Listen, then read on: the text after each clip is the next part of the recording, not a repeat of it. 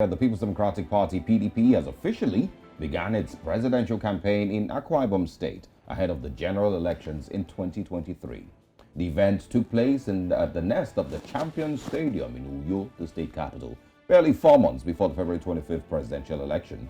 Dignitaries in the South State include the party's presidential candidate and former Vice President Atiku Abubakar, his running mate and Delta State Governor Ifeanyi Okowa, and Akwa Ibom State Governor Udom Emmanuel, former lawmaker representing Kogi West, Dino Melaye, among other top party officials. However, the River State Governor, Nyesom Wike, and his allies, including the Abia State Governor, Okezie Ikpeazu, and Oyo State Governor, Seyi Makinde, were absent. And of course, we will have an extensive conversation about this to try to understand how relevant it is, noting that these about 4 or 5 governors from the PDP didn't show up at the flag off of their presidential campaign. And unfortunately, we've been talking about this for months now. It's what started off as it wasn't so much of a big deal when it first started out. It's now metamorphosed into something that's quite big. Yes. Unfortunately, when it started out, the PDP kept denying and making it look like, oh, there was peace, which is what most people do in their homes. Mommy and daddy are having problems. They don't want outsiders to know. They're like, don't worry, it's fine. It's not much of a big deal. But we're starting to see that it really is a big deal. Are things that, Wike's presence or absence is inconsequential? They've asked for him to step down. The calls have been there for him to step down. He's not stepping down. The powers that be are throwing themselves behind him. So the question is, what is the impact of Wike as a governor? What are the impact of this, or what is the impact of these 4 governors who are not there? And all this, how well will it impact the chances of the PDP at the 2023 elections? Would it impact their success, or would it, ensure their So that's the thing. I think that's the big question, that they need to be asking themselves. And like you've mentioned, how relevant are these governors and their support, or the support of these governors who, didn't show up at the campaign rally?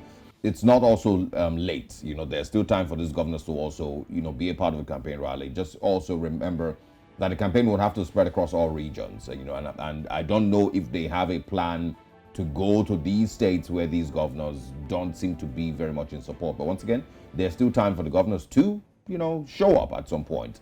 The PDP as a party, like I think somebody had mentioned, that, you can't be talking about restructuring and unifying when you can't even unite yourselves as a party itself. There's also been people who have criticized Wike and these other governors who decided to stay out, and describe them as people who are giving themselves more credit than they deserve, or more credit than they really should get.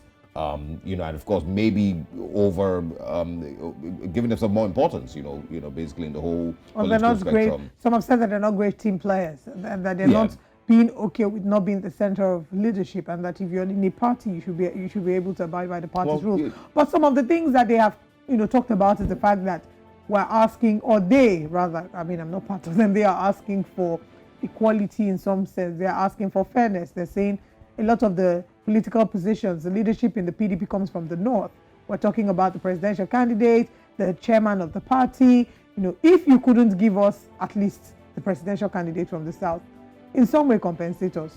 Make it make sense. Let it be balanced. Yeah. That has really been some of their agitations. Yeah, absolutely. And it's going to be a very, very interesting ride. I've always said campaign season in Nigeria shows a lot of things, but this one, has been one of the most dramatic that we've seen in quite a while.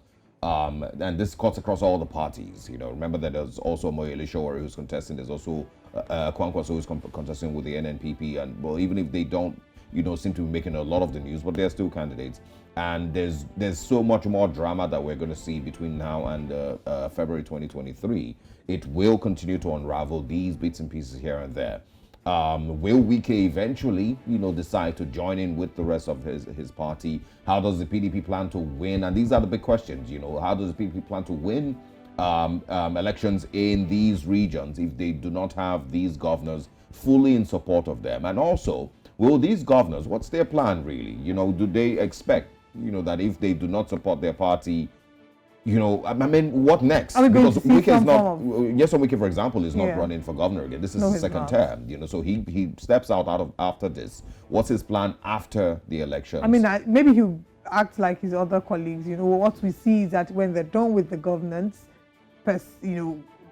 done acting as governors, done function in their role as governors, they end up going into the National Assembly. So, yeah, but he's not even running for the National Assembly. I mean, well, maybe not in this cycle. Maybe the next one we might see him, or he might try to join forces with another political party and teach his current party a lesson. There's so many speculations of how this may play out, but we're going to wait it out and see, what this turns out to be now.